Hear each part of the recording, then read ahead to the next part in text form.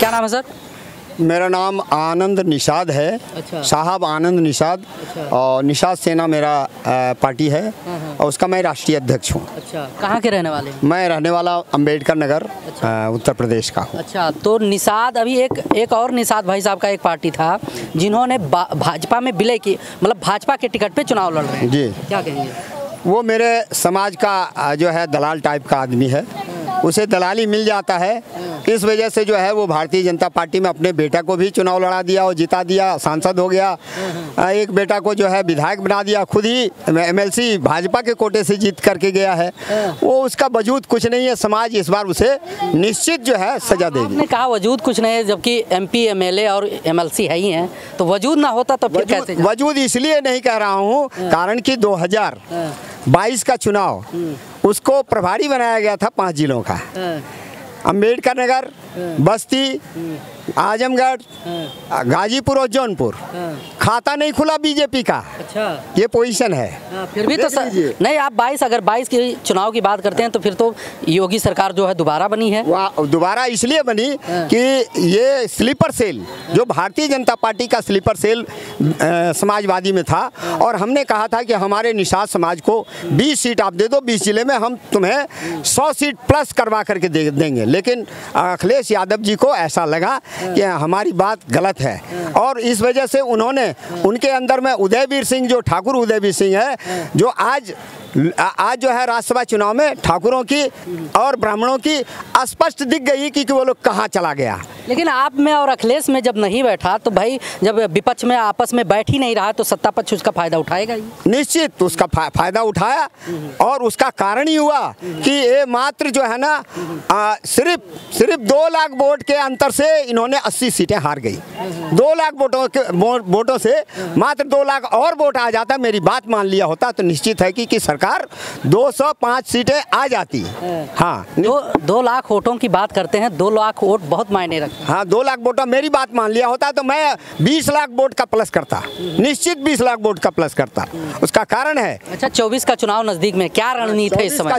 चुनाव जो है गरीबी, भूखमरी, बेरोजगारी, महंगाई और ऊपर से पेपर लीक जो है ना, अभी 50,000 पदों पे 60 लाख नौजवान अपनी मेहनत करके रोड पे सो करके, स्टेशन पे सो करके बेचारे जो है अपना पेपर दिया। लेकिन जोगी की सरकार जानबूझ करके जो है योगी साहब ने इसको पेपर पहले ही लीक करवा दिया।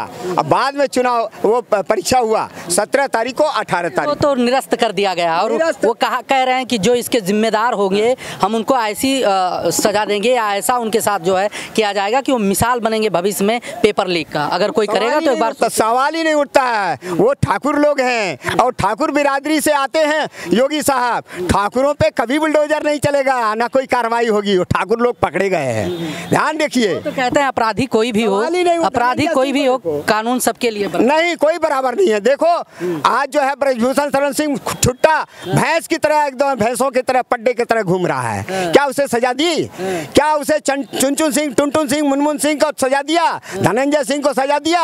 अरुण सिंह को सजा दिया? ब्रजेश सिंह कौन है ये सब? मत पहले ठाकुर बिरादरी के जिसके ऊपर में 100-100, 150 केस हैं, मुकदमे हैं। और हमारी जो है ना बहनें, जो पदक विजेता बहनें, जो विश्व कप में जो है ओलंपिक में अपनी नाम रोशन किया, भारत का नाम रोशन किया, उस ब्रजभूषण शरण सिंह के ऊपर में 170 मुकदमे हैं। उसमें तो कह रहे थे कि राजनीति, आपने देखा होगा राहुल गांधी भी गए थे उनके साथ, प्रियंका गांधी भी गए थे उनके साथ बात करने के लिए। तो उसमें तो डायरेक्ट कहा जा रहा है कि राजनीति से प्रेरित था इन लोगों का आंदोलन। प्रेरित ही नहीं था, सवाल ही नहीं उठता है।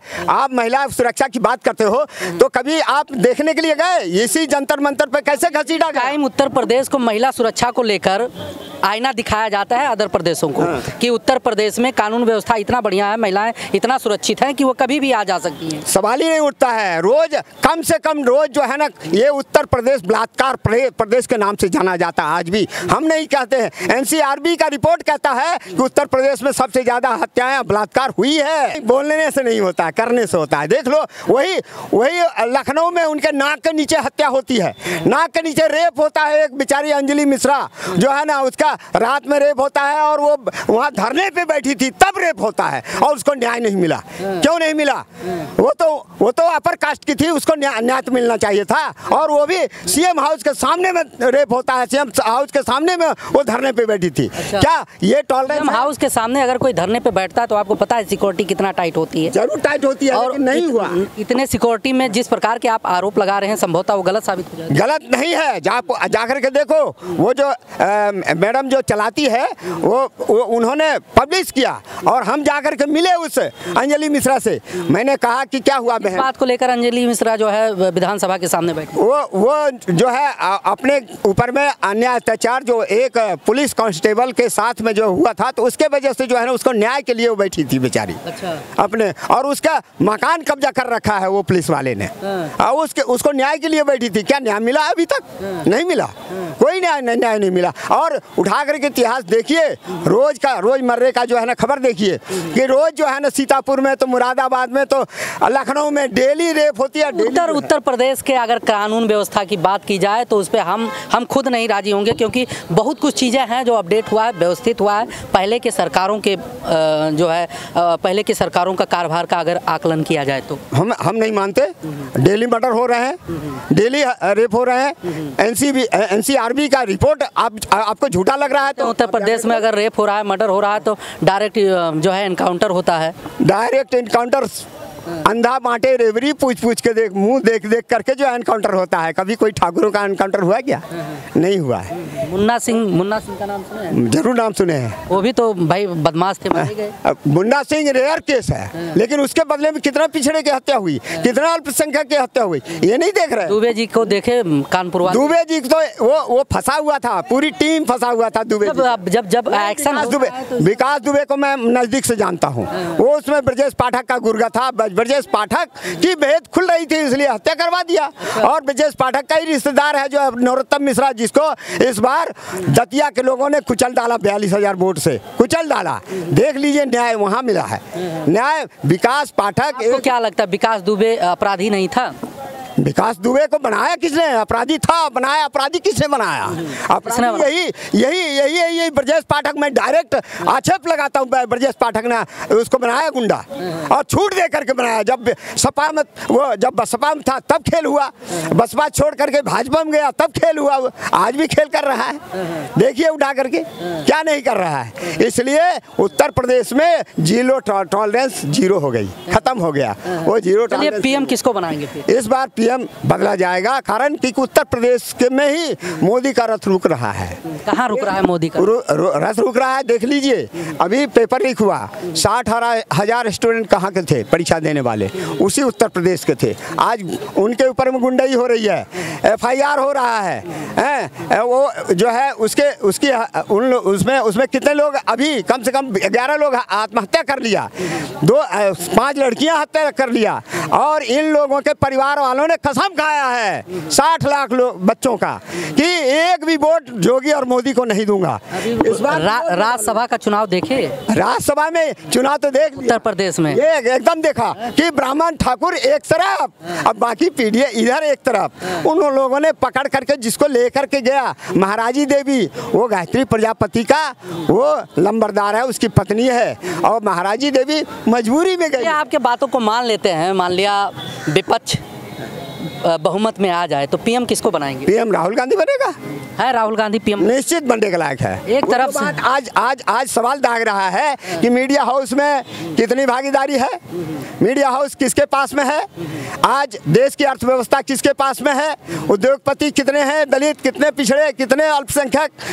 अब उसने सवाल पूछा है तो मिर्ची क्यों लग रही है बीजेपी को, RSS को क्यों लग रही है? तो पीएम कह रहे हैं कि 4 ही जात हैं, गरीब, महिला और जो भी, मतलब 4 चीजें गिनाते हैं। तो हाँ, किसान वगैरह, मतलब 4 चीजें गिनाते हैं कि भाई हमारे नज़र में 4 ही लोग गरीब हैं, हमें अमीरी गरीबी देख के जो है काम करना है, ना कि ये फलनवा जाते हैं, धमकवा जाते हैं, ये हैं, ईऊ हैं, ये सब करना नहीं करना है। ये मोदी जी से कभी आपने रूबरू हुए कि नहीं?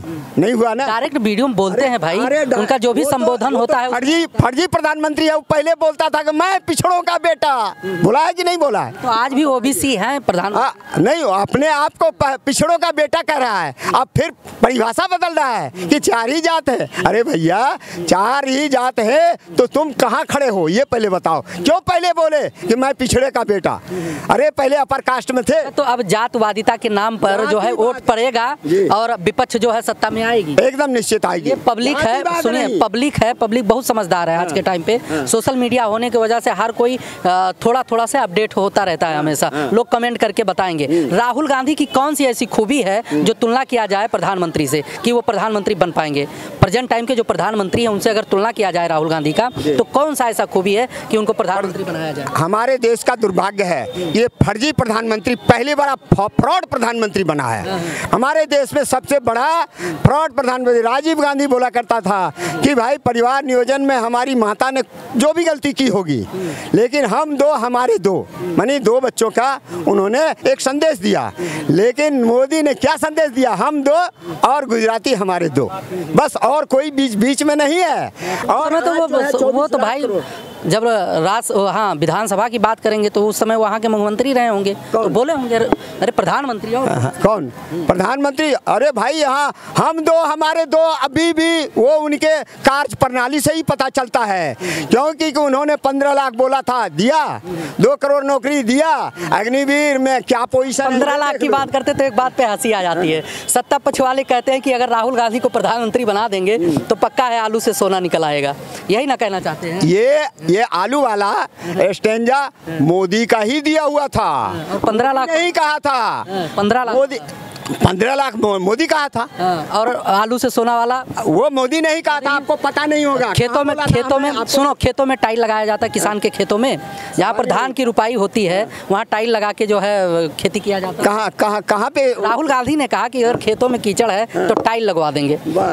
ऐसा हो सकता है? ये आप मनगढ़ंत कर रहे हैं, ये गलत है। आप सर्च करें। हमने राहुल गांधी, अच्छा अभी हाल ही का राहुल गांधी का सुनिए, वो बीजेपी ये गलत है। जो प्रत्यक्ष है, जिसके पास जो प्रमाण है, उसको आप गलत साबित इसलिए नहीं कर सकते। अभी हाल ही में एक बयान वायरल हुआ था राहुल गांधी जी का, वो कहते थे कि स्टोव में, जबकि सबको पता है स्टोव पेट्रोल या उससे केरोसिन से चलता है, कहते हैं स्टोव में कोयला डालकर चाय बनाने वाला जो पूरा सिस्टम बता, क्या लगता है अगर इन सब चीजों की चर्चा क्यों नहीं करते कि वो नाली से जो गैस निकलेगा तो चाय बना लो? ये उसकी चर्चा क्यों नहीं करते? तो बायोगैस निकलता है, बायोगैस निकलता है। इस बात को अगर टेक्निकल बात की जाए तो बायोगैस निकलता है, ऐसा थोड़ी ना। आपने कभी मोदी का सर्टिफिकेट देखा है? कितना पढ़ा लिखा है? दिखाया किसी पूरे देश में कोई है? विपक्ष, अगर विपक्ष की सुनिए, विपक्ष की तुलना कर ली जाए प्रेजेंट टाइम में, तो प्रधानमंत्री के सामने अगर समकक्ष देखा जाए तो कोई ऐसा नेता नहीं है कि जो उनको मात दे पाए। फिर सर्टिफिकेट की क्या बात करें? कौन सा काम है? देख लीजिए आपने क्या कहा? आपने शपथ पत्र में लिखा कि मैं शादीशुदा नहीं हूँ, फिर बाद में शादीशुदा हूँ। हमेशा अपने पत्नी का नाम लिखते हैं प्रधानमंत्री, इस बात को ध्यान रखिएगा। हमेशा प्रधानमंत्री अपने पत्नी का नाम लिखते हैं हमेशा। आज भी आपको पता नहीं है? हम कह रहे हैं आप कोई भी उनका जो भी चुनाव के आवेदन होते हैं सर, जो भी चुनाव निर्वाचन आयोग को जो भी शपथ पत्र देते हैं उसमें लिखा जाता है कि प्रधानमंत्री विवाहित हैं, उनके पत्नी का नाम लिखा जाता है। आप स्टडी करके आइए। हम स्टडी कर लिए हैं। आपको नहीं हो तो इस बार का प्रधानमंत्री जो है पिछले 19 में भरा फॉर्म, उसमें सीधे लिखा हुआ है। हम कह रहे हैं पहले उसको आप क्लियर कर लीजिए। हमने कर लिया। हमेशा आज तक का रिकॉर्ड है, प्रधानमंत्री ने ये नहीं कहा कि हम अविवाहित हैं, उन्होंने पक्का जो है लिखा। अरे भाई वो क्या गारंटी देंगे? अपनी पत्नी को तो गारंटी की तो चर्चा पूरे भारत में हो रही है। आप क्या कह रहे हो कि क्या? ये मीडिया का कमाल है, ये मीडिया का कमाल। ये गलत बात, ये मीडिया का कमाल। प्रत्यक्ष है, अगर उसके बातों को रखा जाए और फिर आप आरोप लगाएं कि मीडिया का कमाल। अब मीडिया ये बताइए, राहुल गांधी की लड़कपना दिखाए, बच्चों वाली हरकत दिखाए, क्या दिखाए राहुल गांधी? देखिए आप नैरेटिव सेट करते हैं, मीडिया जो है ना प्रवक्ता बन जाता है बीजेपी का, यही दुर्भाग्य गलत है। जो सही है, अगर जो सही चीजें चल रही है, अगर प्रेजेंट टाइम में सामने जो सही है, जो सही अगर उसको कहा जाए तो नैरेटिव चलाना थोड़ी ना होगा। आपने मोदी के बारे में कभी कहा कि 15 लाख बोला था? नहीं बोला। आपने कहा कभी कि 2 करोड़? अगर आप उसको स्टडी कर लेंगे तो उन्होंने, हम बता देते हैं, स्पष्ट कर देते हैं। आपने कहा कि नहीं सुना हमने सुना है प्रधानमंत्री कहते थे कि इतना ब्लैक मनी विदेशों में है कि अगर उसको रिटर्न लाया जाए भारत में तो इतना पैसा है कि हर इंसान के अकाउंट में 15-15 लाख जा सकता है। कभी इस बात को आप लोगों ने एक्सेप्ट किया? आपने कहा कि मोदी आएंगे 15 लाख लाएंगे जेब में डाल देंगे। मोदी ने खुद बोला था, ये नहीं बोला था। हम कह रहे हैं यही बोला था। नहीं, मोदी जी यही उनका कहना था कि भाई इतना पैसा है, ब्लैक मनी इतना है कि अगर उसको भारत में लाया जाए तो हर भारतीय के अकाउंट में 15-15 लाख रुपया आ सकता है। ये बातें मोदी ने नहीं कहा। मोदी ने सीधे कहा, हर सभाओं में कहा चिल्ला करके कि मैं 15-15 लाख दूंगा। और अमित शाह ने उसका क्लियरिफिकेशन किया कि वो तो जुमला था। एक देश का प्रधानमंत्री कह रहा है और तत्कालीन प्रदेश राष्ट्रीय अध्यक्ष बोल आशय को स्पष्ट किए बगैर आरोप लगा देते हैं तो पब्लिक समझदार है, वो बात को समझती है कि आखिर रीजन क्या है, और उसी का नतीजा लगातार 2 बार प्रधानमंत्री सत्ता में है। अगर विपक्ष की बात की जाए और विपक्ष के सवालों की बात की जाए, नेताओं की बात की जाए, तो स्वयं जो है बीजेपी को ये लोग कुछ ऐसे उल जलूल जो है तथ्य दे देते हैं कि वो मुद्दा बना के चले। देखिए मीडिया जितनी भी है बिकी हुई है। ये भी आपका गलत आरोप है। टोटल हम इसको छटपटाहट मानते हैं, अपने लोकल भाषा में इसको छटपटाहट मानते हैं कि मुद्दा विहीन, नेता विहीन विपक्ष जो है डायरेक्ट अगर मीडिया के ऊपर आरोप लगाता है तो प्रेजेंट टाइम में उनके पास कोई ऐसा नेतृत्व नहीं है कि जिसको लाकर सामने नरेंद्र मोदी के सामने खड़ा कर दें। वाजपेयी ऐसे लीडर, उसके खिलाफ में कोई लीडर था 2004 में? कोई लीडर प्रोजेक्ट हुआ था कि मैंने इसको बना दूंगा? हुआ था? नहीं हुआ था। 96 में जब सरकार का चुनाव हुआ कोई मुद्दा था, कोई प्रोजेक्ट किया गया था? नहीं था। आ गया, ये कोई जरूरी नहीं है। आपने मनमोहन सिंह को देखा था, कांग्रेस की तरफ से प्रधानमंत्री रहे हैं, लेकिन 10 साल सरकार चलने के बाद हमेशा से आरोप लगता रहा है कि बैक यानी कि पीछे से माँ बेटे सरकार को चलाते रहे। आरोप लगा। प्रेजेंट टाइम में आप कहते हैं कि राहुल गांधी को लेकर आया जाएगा, प्रधानमंत्री बनाया जाएगा। आप किसी भी कोने में चले जाएं, कहीं भी चले जाएं, किसी से भी आप बात कर लीजिए, राहुल गांधी के विषय में अगर कोई बात करता है तो कहता है कि भाई बच्चे हैं, उनके विषय में बात ना किया जाए। आप नैरेटिव सेट कर रहे हैं। नहीं सेट कर रहे हैं, जो हकीकत है, जो आपके मालिक को हम अगर बतौर एक वोटर हम कह रहे हैं, सुनिए हम बताते हैं, सुनिए, अगर हम माइक लिए हैं, कैमरे पे आप हैं, हमारा आपका अगर कोई बात ना रखा जाए तब गलत है। बतौर अगर एक मतदाता के हिसाब से अगर देखा जाए तो हम तो कभी नहीं सोचेंगे कि भाई हम राहुल गांधी को प्रधानमंत्री बनाएंगे।